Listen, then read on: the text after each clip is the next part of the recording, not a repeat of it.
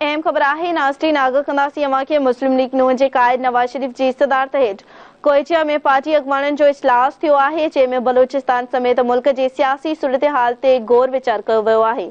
उन मौक़े ते इजलास खे ख़िताब कंदे नवाज़ शरीफ चयो आहे त हिननि पंहिंजी हुकूमती दौर में बलूचिस्तान में रोडनि जो ॾियार विछायो, डैम्स ठाहिया। हिननि बलूचिस्तान ऐं केपी के सॼे मुल्क में दहशतगर्दी ख़त्म कई आहे।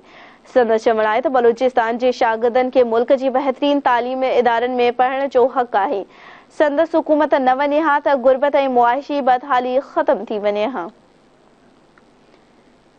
अहम ख़बर आहे नाज़रीन आगाह कंदासीं अवां खे मुस्लिम लीग नून जे क़ाइद नवाज़ शरीफ जी सदारत हेठि कोयचा में पार्टी अॻुवाणनि जो इजलास थियो आहे। भारत में बलूचिस्तान समेत मुल्क जे सियासी सूरत-हाल ते गौर वीचार कयो वियो आहे।